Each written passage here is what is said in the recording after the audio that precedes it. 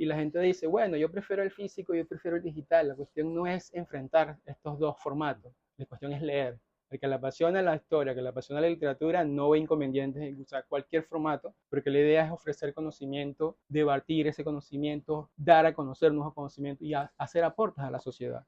Hoy en día el gran desafío de la librería, además de los libros, de tener una buena curaduría, que también está adaptada a lo que piden en este caso los jóvenes, es la experiencia, que esto se mantenga como un espacio cultural. Para Así hacer como vamos al cine o vamos al museo o vamos a la biblioteca, o sea, la librería ya no es un simple negocio de comprar o vender los libros, sino tiene que ser una experiencia. Yo disfruto mucho cuando hay chamos que por primera vez entran a una librería y lo primero que le dicen a su papá, papá, huele los libros, mira cómo huele el papel. Ese es, bueno, esa es la primera experiencia.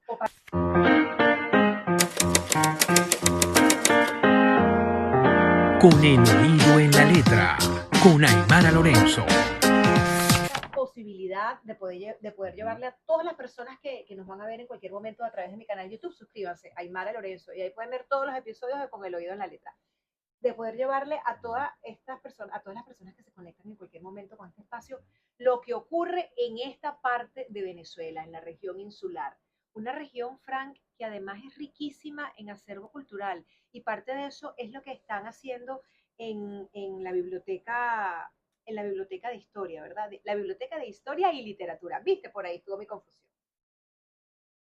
Sí, la idea de la biblioteca surge porque no hay que ocultar, estamos viviendo una situación crítica en el país y sobre todo a nivel de impresiones. Pero estamos viviendo también un entorno tecnológico con mucho auge, con mucha fuerza, y los muchachos de ahora van a la telefonía celular, a la computadora, a las laptops, a las tablets, y la gente dice, bueno, yo prefiero el físico, yo prefiero el digital. La cuestión no es enfrentar estos dos formatos, la cuestión es leer. El que le apasiona la historia, que le apasiona la literatura, no ve inconvenientes en usar cualquier formato, porque la idea es ofrecer conocimiento, debatir ese conocimiento, dar a conocer nuevos conocimientos y hacer aportes a la sociedad. Tú dices, ahora los muchachos, ¿tú tienes cuántos años? 80. 38. Eres muchacho, eres un niño. Sí, bueno, yo me gradué de turismo en la Universidad de Oriente, soy colega de Juan Carlos, pero no es lo que me ha apasionado. Lo estudié, vamos a decir, tengo una carrera, disfruté la universidad, las amistades que se generaron con los profesores, sobre todo con los que me daban clases de historia, que es lo que me ha apasionado. En un momento dado, mi pasión fue la música, pero hay un momento que dices, bueno, quiero que me esté enamorando más de la historia y me tengo que divorciar de aquella. Bueno, te aseguro que si Quintero te escuchara, te amaría desde ya. ¿Y en qué Bueno, momento te diste cuenta de que tu pasión, el amor de tu vida era la historia?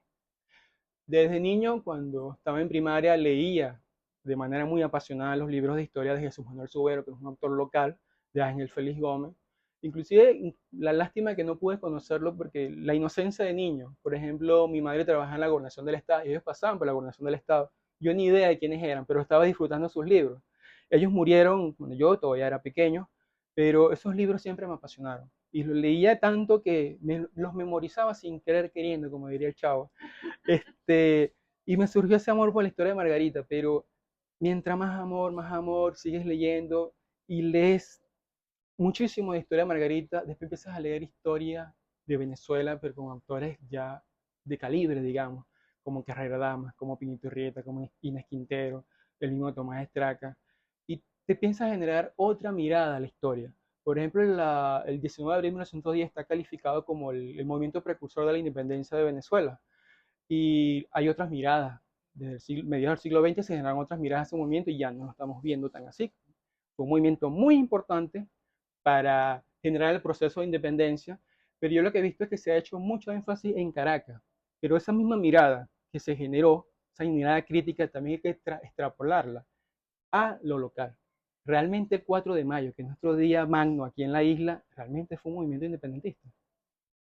Menos mal que tenía pena de hablar, Dios mío. Y ustedes Sí. se preguntarán en este punto de la conversación por qué hoy, Con el oído en la letra, están Juan Carlos y Frank como invitados. Y es que hay un lugar de encuentro. Y es precisamente los grandes desafíos que enfrentan las empresas culturales, las organizaciones culturales para su supervivencia en el tiempo, en un contexto como en el que estamos en Venezuela, en este momento Venezuela, una nación suramericana, al norte del sur, como dice la canción de Franco De Vita. Y precisamente para esto se alían.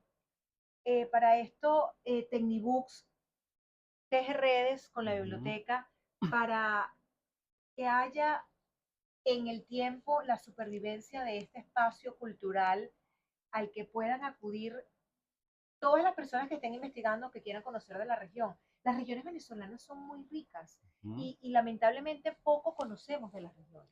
Bueno, quería acotar con lo de Fran y a lo que comentas, que también una de las misión de la biblioteca es la preservación del documento.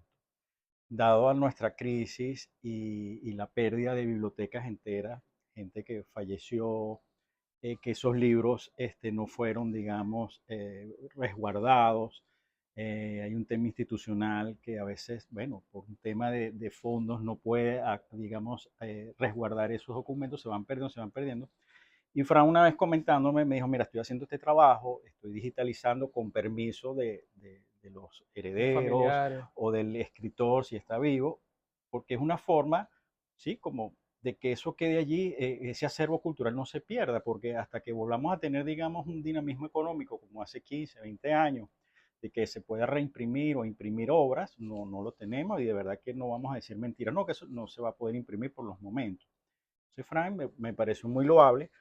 Tecnibooks en estos 25 años, bueno, yo digo que uno, el librero en el oficio no es nada más el tema de, bueno, de vender los libros, sino es conectarse con la comunidad y Margarita de Nueva Esparta, que es, bueno, yo soy de Caracas, pero tengo 35 Eres años navegado, esta es tu no, casa. bueno, anclado, ya yo soy anclado, 35 años, pero, cónchale, uno se debe, pues, uno se debe a la isla, tratamos de visibilizar los contenidos locales y apoyar a los escritores locales, apoyar, en el caso de Fran, que lo conocí más que todo como cliente y sí ha sido lector de historia y filosofía, igual, he aprendido de él como de otros lectores que vienen a la librería, pero sí me di cuenta de que Fran tiene una sensibilidad, que es turistólogo, pero apasionado de la historia, que creo que vale mucho más que el título, esa pasión por hacer lo que hace sin esperar nada a cambio.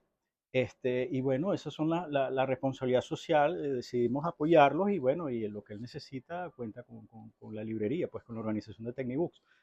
¿Cómo funciona esta biblioteca? Por ejemplo, cualquier persona que nos esté viendo en este momento en cualquier parte del mundo, que le han hablado de Margarita, que es un lugar turístico bellísimo, todo lo que se puede decir de la isla y de la gente de esta isla que es maravillosa y que es lo principal que tiene esta isla es su gente, por supuesto, playas, paisajes, comida, pero todo esto es posible gracias a su gente. Entonces, la gente que nos esté viendo en cualquier parte del mundo, ¿cómo puede llegar a esta biblioteca? ¿Qué va a encontrar en esta biblioteca? ¿Cómo acceder al contenido que hay allí? Bueno, sencillamente, como hacemos mucho, googlear. Uh-huh. Si colocas una obra en particular, Historia de Margarita, te van a aparecer una serie de links y actualmente la biblioteca ha tenido tanta demanda, tanto uso, que yo ahorita estoy ante los primeros lugares, los primeros links, pues, sin querer queriendo, otra vez como diría el chavo. Ajá. Pones Historia de Margarita, seguramente te va a mandar a la biblioteca. ¿Por qué? Porque ya hay un libro que es un clásico de la Historia de Margarita, que es el libro de Francisco Javier Llanes, Historia de Margarita, publicado en el siglo XIX. Un libro muy difícil de localizar hoy día. Hubo una última edición, pero no es fácil localizar, inclusive no es lo mismo tener una edición cuarta que la primera. Cambian algunos términos, algunos dichos, no es fácil. Es como una especie de traducción que también se hace. Bueno, ahí está el libro en digital. Y la digitalización no es cualquier digitalización, no es escanear los libros, como hace mucha gente a veces, por la premura en el estudio, escanear un libro, no. Aquí el libro se hace desde cero. Prácticamente es un rearme del libro y tiene un formato ligero, un formato que a simple vista se puede leer con mucha, digamos, sin tanto problema porque da gusto leer a la vista, no genera problemas. Está con un espaciado acorde, una letra, todas las letras de los libros es estándar, es el mismo formato de letra, el mismo para los subtítulos, el tratamiento de las imágenes, todo eso va conformando el libro hasta que lo convertimos en formato PDF o EPUB, que es el formato final y es cuando ya se empieza a compartir en la página.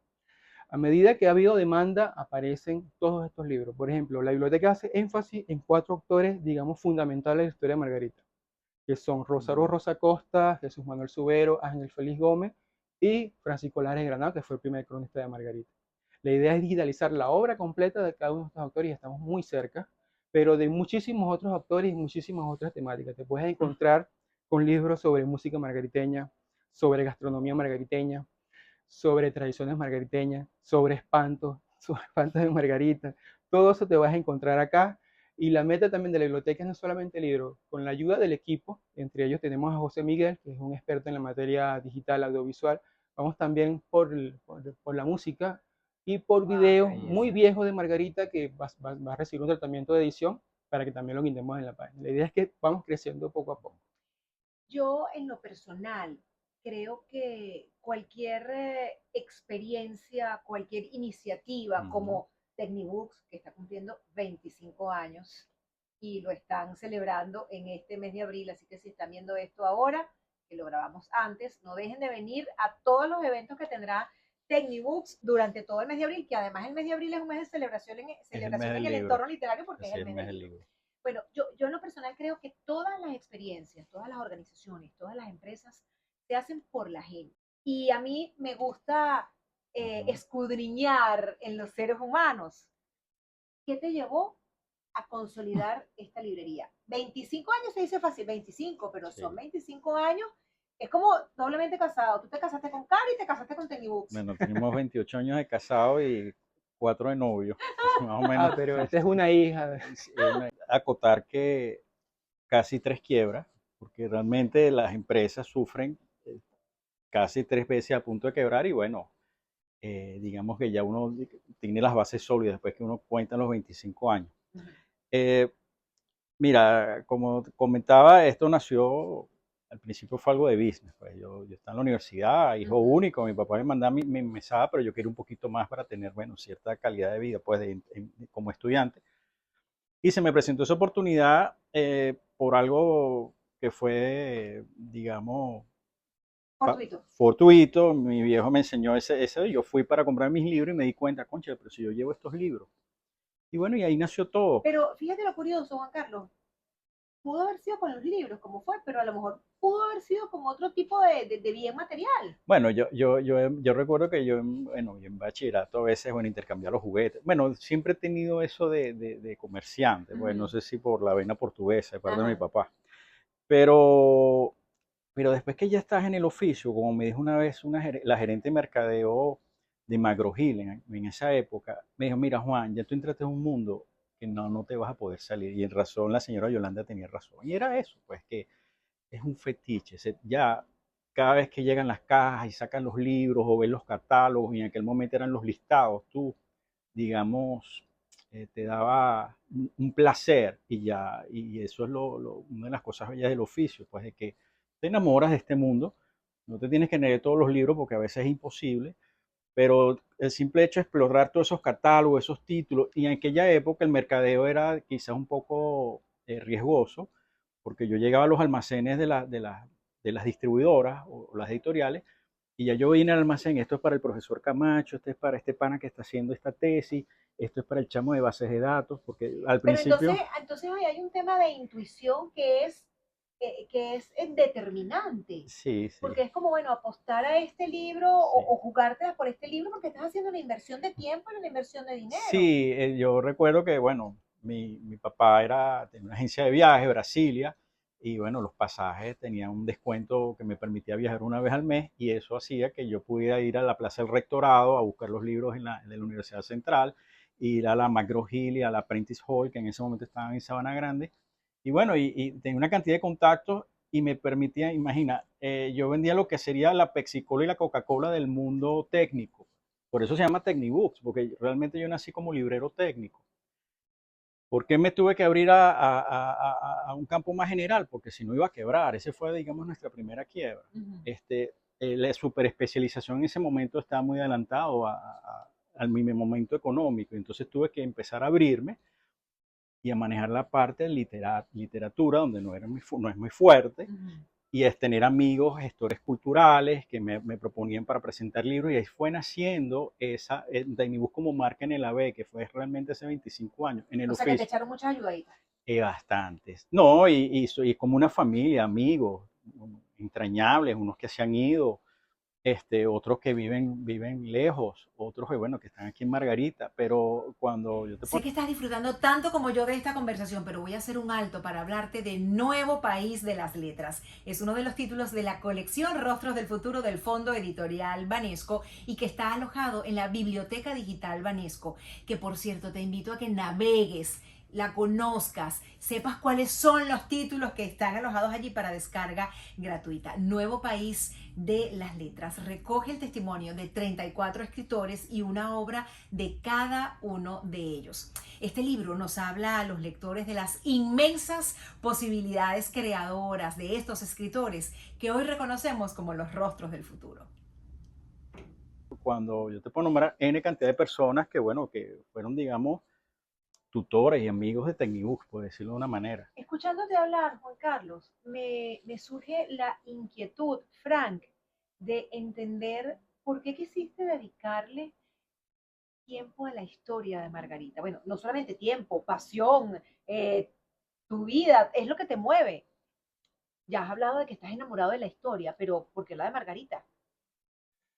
Porque pienso que hay una carestia en cuanto al abordaje de la historia de Margarita. Creo que ha prevalecido una historia local muy romántica y tiene que ver con, si tenemos un nacionalismo, con respecto al 19 tenemos un regionalismo que tiene sus pros y sus contras. Entonces, vivir de la historia, pensar que todo fue bonito durante el siglo XIX, no es así. Yo tampoco es que voy a contar la historia fea, sino la historia tiene que ser lo más completa posible. Nunca va a ser objetiva del todo, siempre va a colarse lo subjetivo, pero pienso que ha habido fallas en el sentido de que, por ejemplo, estas fechas emblemáticas, 4 de mayo, las batallas, la batalla de Matasiete, es como, hay que escuchar otras voces, no solamente las voces del lado margariteño, sino las voces también de los españoles que estuvieron aquí en Margarita. ¿Cómo fue ese conflicto? Más allá de la epopeya, qué hay de verdad, qué es lo que es mentira, qué es Es ficción. decir, que entiendo entonces, Frank, que digamos que lo que te impulsa, la visión sí, la visión que tienes tú de esta biblioteca digital es como desmontar un discurso para abrir voces, o sea, para darle voces, para darle cabida a otras voces que no son las voces oficiales impuestas desde un punto de vista o desde una región del país. Es lo que se busca. De alguna manera, entre los varios objetivos que tiene la biblioteca, uno de ellos, como señaló Juan Carlos, es preservar el documento. Fíjate que ya no se está produciendo libros nuevos en Margarita, muy poco. Ajá. Por ejemplo, este libro que muestro por acá es un esfuerzo de la biblioteca digital, también trabajamos con el físico. Esto costó mucho trabajo, pero lo logramos, ya vamos para 5 libros en físico, no solamente nos quedamos en los digital, esto también se consigue en digital, asistiendo a la biblioteca. La idea es que esté montado lo que se ha escrito de Margarita en la biblioteca para que la gente consulte, pero también a la vez generar otros aportes sobre la historia de Margarita, que también estén colgados en la página.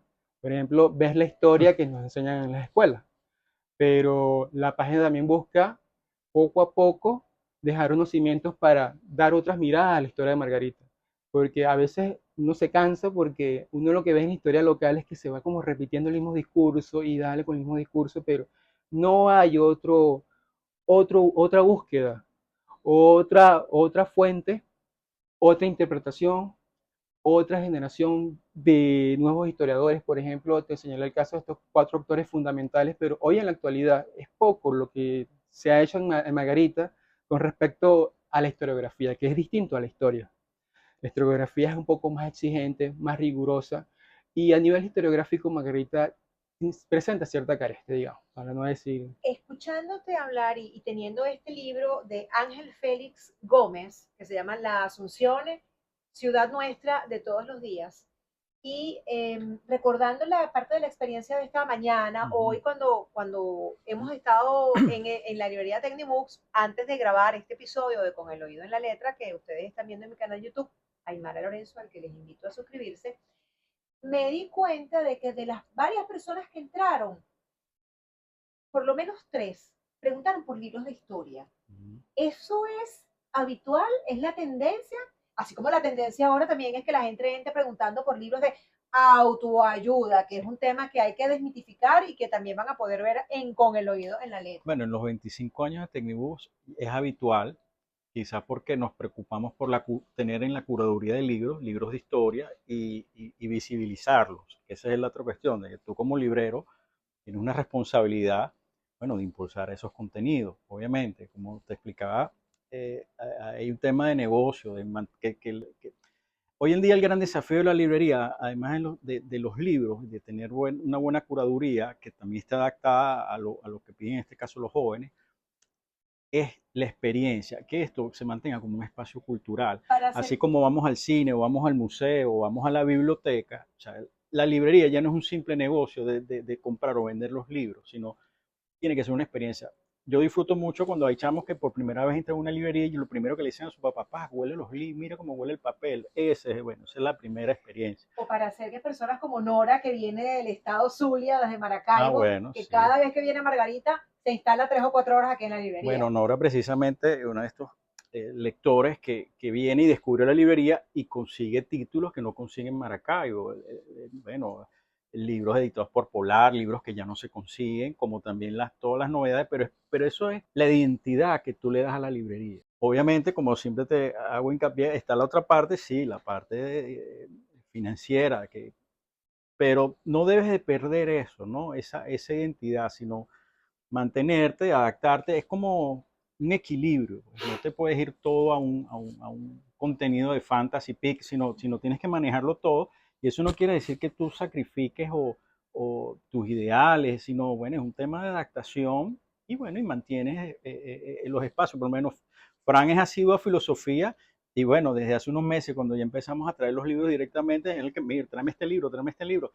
Claro, pero es una forma, y bueno, y para mí eso me da mucha felicidad por el de traer contenidos de afuera y ponerlos en sus manos, que sea que además le van a servir para sus estudios o para su profesión, bueno, eso para uno es maravilloso. Aprovecho el momento de que Juan Carlos está diciendo esto para comentarle a quien esté viendo esto en este momento que en Tecnibooks pueden conseguirle el libro que ustedes quieran.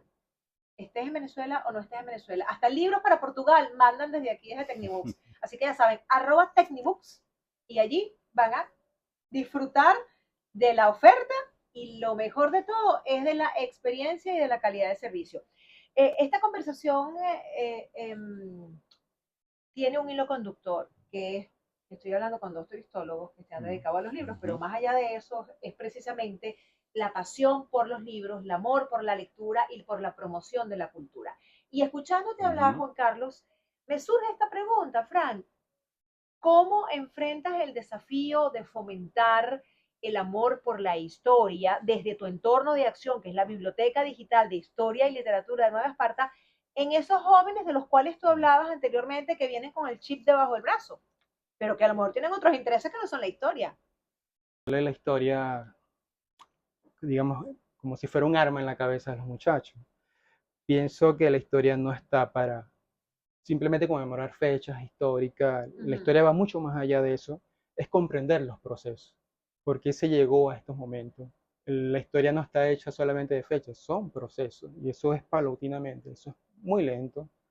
Es cuando estás preparando un sancocho, vas agrediendo los ingredientes hasta que eso está al punto. Y aquí la diferencia es el ají margariteño. Sí, y la idea de la historia, voy siempre a un libro fundamental, que es un ensayo, uno de los más grandes historiadores, que es Marc Bloch, de la Escuela Francesa de los Annales, que lee en su libro Introducción a la Historia, que el título original es Oficio del Historiador. Él comienza el libro con una pregunta que le hace a su hijo, y le dice, papá, ¿para qué sirve la historia? Bueno, todo el libro se va desenvolviendo hasta llegar al final, y lo que trata de entender Marc Bloch es, la historia sirve para comprender. Para yo tratar, inclusive como historiador, tratar de comprender lo que no comprendo, valga la redundancia. Entonces, la idea es generar nuevos discursos que el estudiante, los muchachos de hoy, el público en general, la ciudadanía en general, comprenda que la historia no es solamente ir a un palacio a conmemorar o a una estatua, a poner las ofrendas, sino que eso está en la vida, porque nosotros somos historia andante. La historia no podemos tenerla como si fuera una ciencia exacta, no funciona así. tiene algo de ciencia, pero la historia no puede proyectar qué es lo que va a suceder en el futuro. En el futuro hay mucha incertidumbre y el futuro, de alguna manera, desde el punto de vista histórico, no existe. La historia te puede dar parámetros para ver qué puede pasar, pero no es así. De hecho, la historia nunca se repite. Puede haber matices parecidos a un episodio anterior, pero la historia nunca se repite. ¿Qué es lo que se busca en sí con los muchachos de hoy día? Que comprendan que la historia es para ver más allá del simple discurso de escuelita. Hablabas hace un minuto, Frank, de la historia o de la pasión que le metes a la historia y a la biblioteca de historia y literatura en función en tanto es la historia una manera de aproximarse desde la comprensión. Y tú, Juan, hablabas bueno, de lo que significa para una organización como Tecnibooks vincularse con esta iniciativa como responsabilidad social. ¿Cómo es la sinergia entre Tecnibooks y la Biblioteca de Historia y Literatura, la Biblioteca Digital de Historia y Literatura? Mira, en muchos frentes, por decirlo, desde el punto de vista técnico, Tecnibus colabora con el tema digamos, vamos a hablarlo, dónde se aloja ese material. Okay.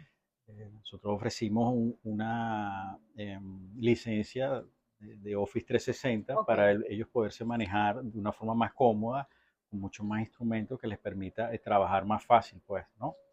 Pero no solamente en la parte técnica, sino la parte de visibilizar la biblioteca con los lectores y clientes de Tecnibooks en todos los eventos, visibilizar ese trabajo, porque es un trabajo de verdad muy arduo, que necesita apoyo, no solamente desde el punto de vista económico, sino incluso personas que se han acercado a Frank a ofrecerle sus libros de bibliotecas viejas para que él las pueda también digitalizar. Y por el otro, bueno, visibilizar los libros y las producciones que hace la biblioteca, como también de muchos escritores margariteños. O sea, de verdad que nosotros en la librería, de hecho, tenemos una especie de, yo lo llamo el altar margariteño, desde los libros de Zuniaga, digamos, el rockstar vivo de Margarita entre los escritores. Y también, bueno, nos llegó el trabajo también de Zuniaga sobre un esbozo biográfico del doctor Fucho Tobar. Este, Tengo entendido que también la familia Tobar apoya también mucho a Frank.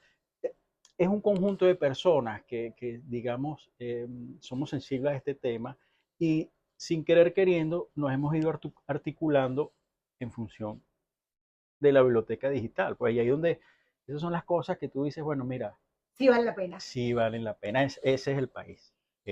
Si hay alguien que nos esté viendo en este momento y quisiera sumarse a esta iniciativa y apoyar de alguna manera a la Biblioteca de Historia y Literatura de Nueva Esparta, la Biblioteca Digital de Historia y Literatura de Nueva Esparta, ¿qué tienen que hacer? Bueno, en el caso contactar a Frank, creo que en la página ahí están todas las... Tenemos nuestra página que es Biblioteca Digital de Historia y Literatura Nueva Espartán. Lo colocan en Google y actualmente es lo primero que le va a aparecer. Biblioteca de Historia Digital. Biblioteca Digital de Historia y Literatura Neoespartana. Así lo pueden buscar. Ok. Sí. Tenemos algunas redes sociales, pero estamos en proceso de construcción de estas redes, porque la idea es que desde las redes nosotros hagamos reseñas de los libros y algunas acotaciones sobre lo que vamos a publicar en físico. Okay. Este año se vienen en físico 4 o 5 títulos más, con mucho esfuerzo se está haciendo, pero nos pueden contactar de la manera muy sencilla. En la página web están los números de contacto, ahí están los nombres del equipo de trabajo, ahí están los números telefónicos, los correos, okay. Y de allí, por el sitio web. Sí, de hecho ahí se ha hecho. Es muy bonito escuchar cómo dos seres humanos con distintas, aunque tienen la misma profesión, con distintas motivaciones, confluyen en un espacio común, que es precisamente la promoción de la literatura, la promoción de la cultura. Inicialmente, Juan Carlos, tú habías hablado de tus dos primeros, de tus dos primeros casi quiebras. ¿Cómo fue la tercera? Y a ti te voy a hacer esta pregunta para que la vayas pensando. En función precisamente de lo que va a hablar Juan Carlos, de los desafíos que implica superar una tercera quiebra y estar cumpliendo 25 años, ¿cuáles son los desafíos que ha enfrentado la Biblioteca Digital de Historia y Literatura Neoespartana para su consolidación? Mira, cuando empezó la hiperinflación en el año 2016 y tuvo su pico en el 2018 y después vino, como llamo yo, la presto barba, pues la pandemia, eso dejó casi la mayoría de las empresas y las familias prácticamente en la precariedad. No te salvaba nadie, podías atenuar con algunos, si tenías reservas, si tenías ahorros, pero todos quedamos, mira, muy golpeados. Y yo recuerdo en 2020, Cari y yo nos planteamos la necesidad, bueno, alguno de los dos se tiene que emplear, porque no, la librería no nos da ni siquiera para pagar los gastos. Pero cuando nos pusimos a evaluar, incluso ese tema de emplearnos no iba a ser suficiente. Y fue como, digamos, eh, empezamos a entender qué es lo que está pasando con el mercado editorial. Por eso es que a veces uno en las crisis no te tienes que desesperar, sino prácticamente es sentarte y estudiar, bueno, ¿qué está pasando? ¿Por qué me está pasando esto? ¿En dónde estoy fallando? ¿Y qué debo corregir? Y es así, a pesar es muy fácil, no es un poco difícil llegar a las conclusiones, pero empezamos a entender por qué, por darte un ejemplo, por qué estos chamos que leen todo digital te compran el libro. Creo que te expliqué una vez, como un fetiche cultural, que era lo que en mi época, cuando yo tenía 13, 14 años, yo soñaba era con tener el vinil de Queen o el vinil de Led Zeppelin, ir al concierto de rock, y además ese concierto lo tenía en un Walkman, todo analógico. Bueno, para esta generación son los libros. Y por eso a veces vemos que los libros ahora son muy ilustrados, son muy decorados.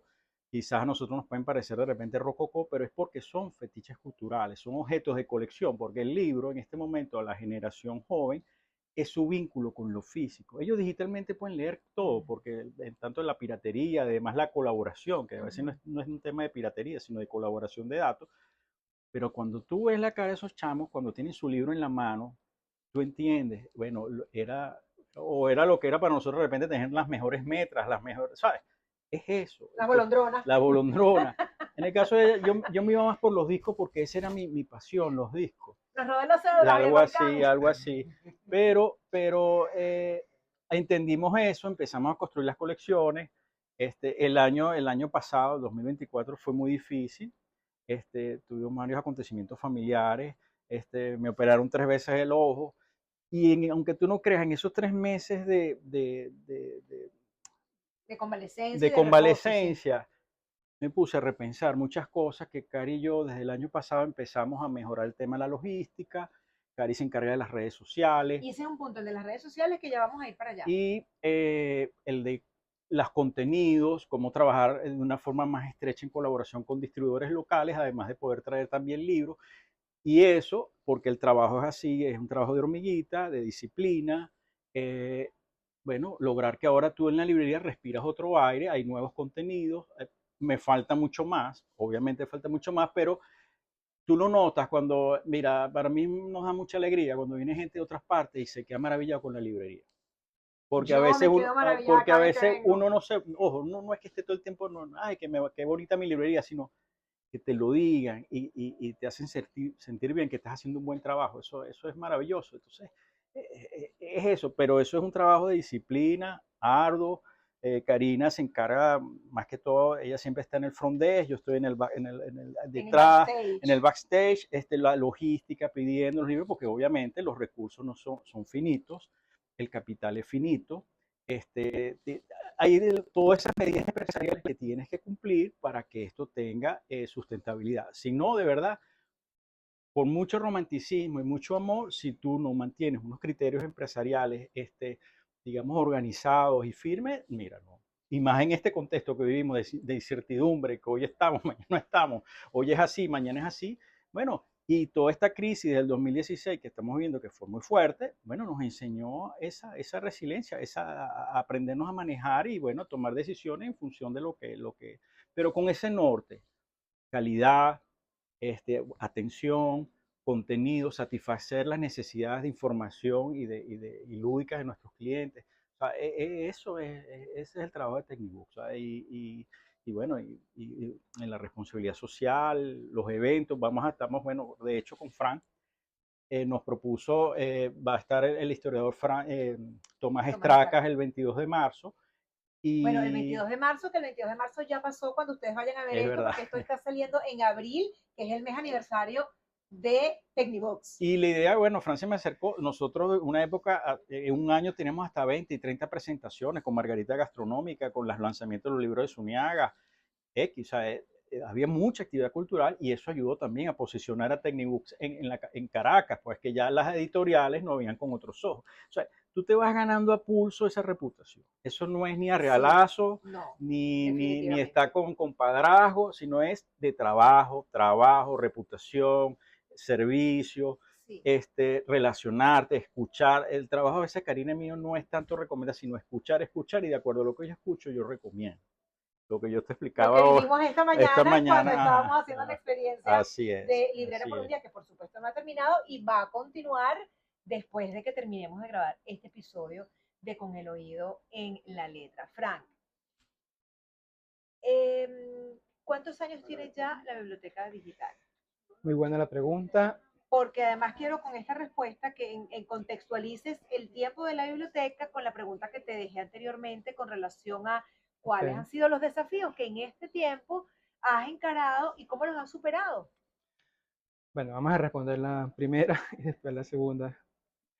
La biblioteca se bautiza el 4 de mayo del año 2023. No es coincidencia la fecha. Eh, 4 de mayo, que la ha dicho sí, ya 5 veces.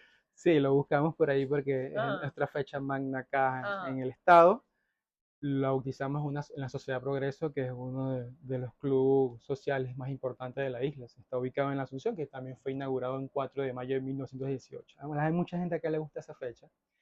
Y ese día presentamos en la biblioteca. José Miguel se destacó, que es el que maneja la parte audiovisual, todo eso, las presentaciones. Y bueno, como dicen los venezolanos, se la comió. Oye, pero perdóname que te interrumpa para poner este dato y meterle contexto a la respuesta que nos vas a dar. Estamos hablando de que la biblioteca va a cumplir 2 años en 2025, el 4 de mayo de 2025, y ya en todo el trabajo que tienen de digitalización, preservación, visibilización de este trabajo, tienen también 5 libros publicados ya. ¿Cómo le hacen? Con mucho esfuerzo, dedicación. No es fácil, tenemos que enfrentar muchísimos desafíos. Partimos de la colaboración de varias amistades acá en el estado. Cada quien aporta su granito de arena, claro. Y poco a poco no tenemos grandes tirajes, estamos en un formato, digamos, artesanal, pero vamos poco a poco. Entendemos que no es fácil, más en la situación país. También queremos darle un aspecto mucho más dinámico a la página, no solamente que estén los libros allí montados, sino que puedas ver un video donde te expliquen, hagan unas reseñas de qué trata el libro, qué enfoque, qué es lo que busca el libro. Y estábamos hablando, lo que se ha llevado en la entrevista fue respecto a mí, es pura historia, pero la biblioteca es de historia y literatura. Aquí también hay material literario de muchos autores margariteños, muchos de ellos inclusive no reconocidos. Por ejemplo, te pongo el caso de Pero Navarro González, Pero Rivero, son grandísimos poetas neoespartanos y no, pues rara vez desconozco si aparece en alguna antología poética de Venezuela. ¿Por qué crees tú que ocurre eso? Por la falta de difusión. No ha habido ese trabajo de dar a conocer a los autores margariteños. Por ejemplo, es un desagravio que Pedro Navarro González, con una poesía tan extraordinaria, no sea conocido a nivel nacional. Pedro Navarro González es uno de los más grandes poetas, vivió tiempos de dictadura, estuvo preso, pero Rivero fue diplomático y tienen una prosa, unos versos extraordinarios, una manera de engranar verso a verso y crear estos poemas de gran envergadura, y sin embargo no se ha tenido esa sensibilidad para que ellos sean conocidos desde el mundo de la literatura, en este caso a nivel nacional. Desafíos que enfrenta la biblioteca, mira, son variados. Por ejemplo, está el enfoque de que mucha gente dice, bueno, pero ¿para qué yo voy a elegir digital? Yo prefiero el físico porque no es la misma experiencia, y es verdad, yo prefiero el físico. Pero vamos al caso concreto de personas que tienen algún problema con el olfato, no pueden leer libros porque les afecta la nariz, o personas que no pueden ver. Hay la facilidad con algunas aplicaciones que a través del formato, como está construido el libro, te leen el libro de una manera muy pausada. Las personas que por tener problemas con la nariz no pueden leer en el físico, acuden al digital. Y también para las personas que son investigadores. Por ejemplo, a veces toca copiar un gran fragmento de un libro, y en este caso no tienes que copiarlo. Simplemente le das al clásico copiar y pegar y después haces tu interpretación de lo que copiaste. Sería tener el físico y el digital, los dos a la vez, porque por ejemplo cuando estás leyendo un libro, una novela, algún libro, usted se te da una palabrita, vi esto en tal parrafito, Con el digital simplemente vas al buscador, coloca la palabrita y en segundos te ubica donde te puedes. Es decir, que parte de tu rol en la construcción de esta biblioteca digital termina siendo también la de librero y curador en el sentido de dar con ese libro que es buscarlo debajo debajo de todas las alfombras posibles en el Sí, estado de Nueva pasado, Esparta, sí. ¿no? Sí, eso es lo que he hecho en el estado de Nueva Esparta. Cada vez que visito un pueblito de Margarita, Boquerrío, El Espinal, me voy a las bibliotecas de estos pueblitos, a jorungar la biblioteca, a ver qué consigo. Y me he encontrado primeras ediciones de libros sobre Margarita, Napoleón Narváez, ediciones de 1940, libros casi deshechos.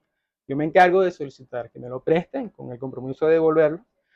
Y bueno, lo digitalizo, lo difundo, incluso se lo doy a conocer a las personas que me prestaron el libro. Eh, en Margarita, visitando bibliotecas, te encuentras con sorpresas, inclusive autores nacionales que no se encuentran en cualquier biblioteca de Venezuela y lo encuentras acá. A ver, les voy a hacer una pregunta y los voy a poner a trabajar mentalmente. Tú eres librero, tú eres estudiante de una maestría en historia. ¿Cómo venderías tú el trabajo de Frank? De Fran, bueno, lo importante. A lo que te salga, esto es rápido, esto es No, ping-pong. es un tema de acervo y curaduría, pues cuando, por lo menos en el caso de las A ver, te personas. lo voy a poner así, Juan Carlos. Tú me estás viendo a mí y tú me quieres vender el trabajo que él hace. ¿Cómo me lo vendes? ¿Cómo te lo vendo? Bueno, en el Véndemelo. caso del libro de la Asunción, bueno, son libros que nada más vas a conseguir aquí en Tecnibooks, porque libros no digamos incunables, pero sí de muy difícil o raros, ¿no? O libros donde vas a tener la autenticidad de lo que es Margarita, pues es una forma, por lo menos los lectores cuando lleguen y ven ese altar margariteño se quedan sorprendidos, porque es que esos no son libros comerciales, pero están expuestos allí por si deseas llevarlos, así sea como souvenir. Muchos libros se han vendido como souvenir porque yo las pocas veces que he viajado, uno siempre se trae algún libro como souvenir. Bueno, Si tú tuvieras que vender, Frank, el trabajo de Juan Carlos como librero, ¿cómo lo harías? Mira, en todo el estado, cada vez que me preguntan de un libro en particular, digo, vaya donde Juan Carlos. sí, Así sí, siempre yo ese es como nuevamente. el boticario, el bodeguero Sí, de la zona. es la única librería de alguna manera como tal que nos queda en el estado. Yo felicito a Juan Carlos por el trabajo que ha hecho estos 25 años de trayectoria. Mira, ¿por qué te digo esto? Porque recuerdo cuando comencé a trabajar con unos primeros salarios, llegué a la biblioteca y arrasé con un salario mínimo. Me llevé 2 bolsitas, incluso Juan Carlos me obsequió unas bolsitas de reciclaje de Navidad, full de libros de historia y filosofía, y eso fue para mí una experiencia inolvidable. Y de ahí empezamos esa amistad y vi que este es de alguna manera, creo que exagero, pero por ahí va la cosa, es un santuario para Margarita, porque aquí hay de todo.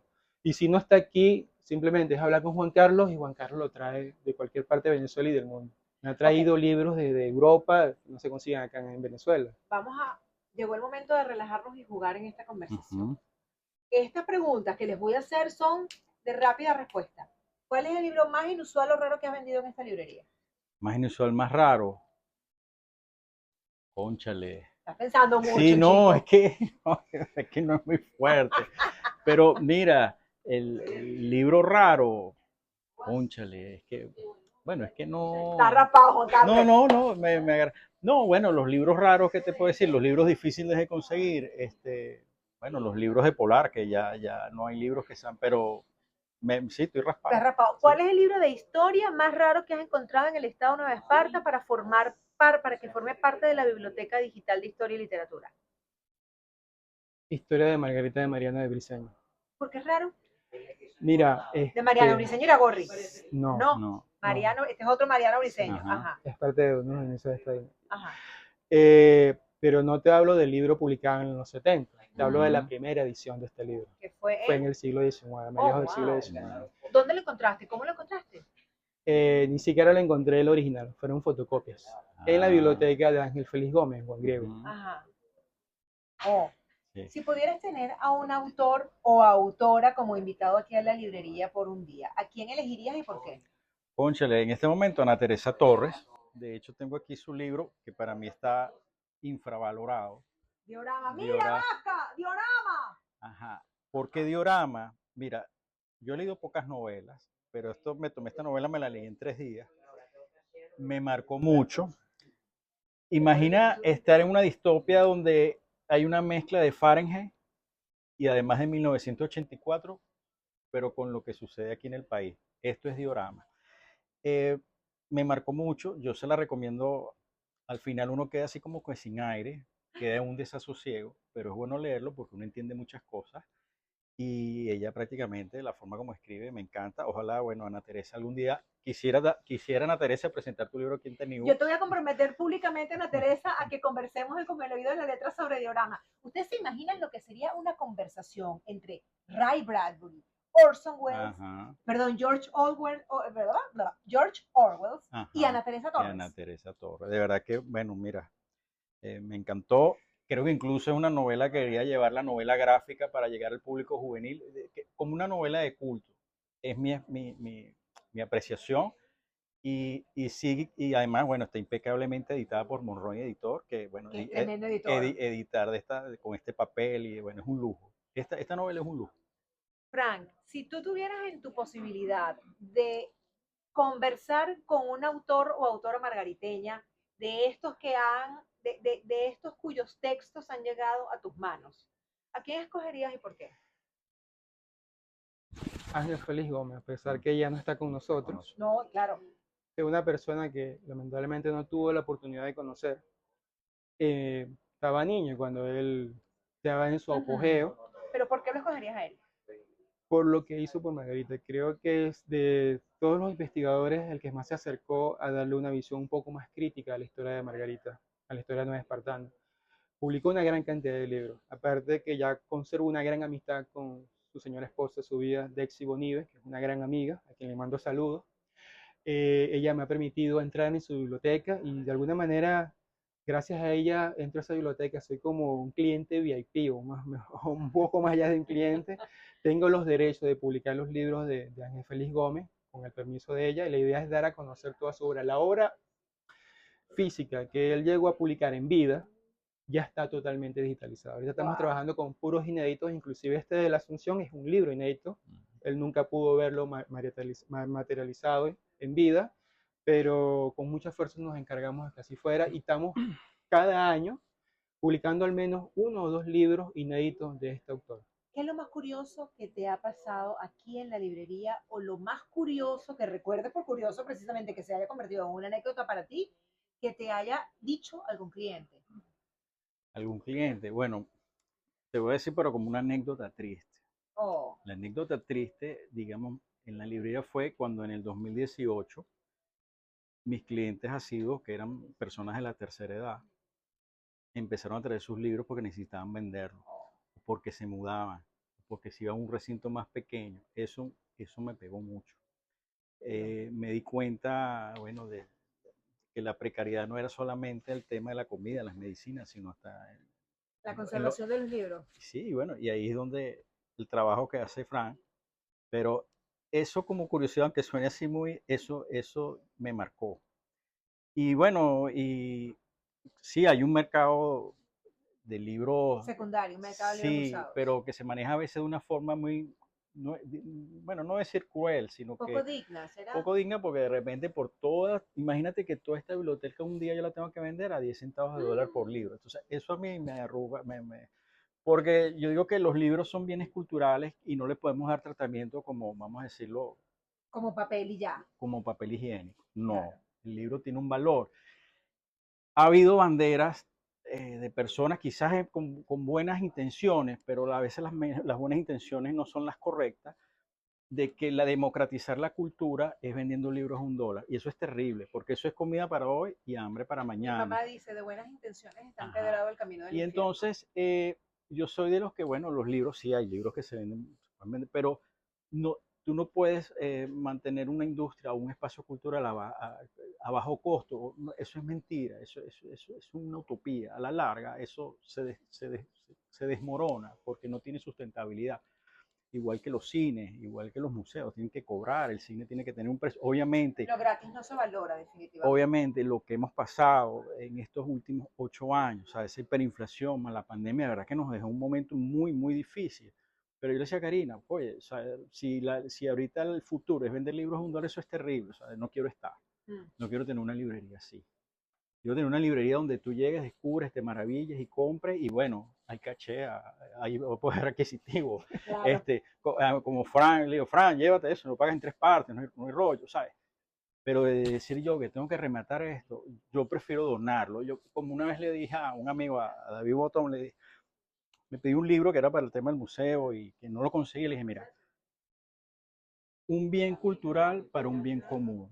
Yo soy de los que pienso de esa manera. O sea, no me verás canibalizando esto. O sea, yo no.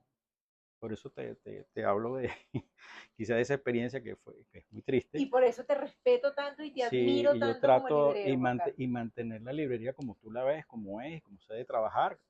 Es como yo le digo a las personas, esta es nuestra, para mí, Karina, esto es nuestra casita de la pradera, pues. Este es nuestro país. Cuando nos reunimos, este es otro país. Y eso es bueno, es el sentir de cada día, pues. Como yo te decía esta mañana, cada vez que yo abro la librería, soy feliz. Con todos los rollos, llega, no alcanza la plata, paga aquí, para allá, pero soy feliz. Y eso es importante. Y eso es lo que te da empuje y mantenerte en pie y querer lo que estás haciendo.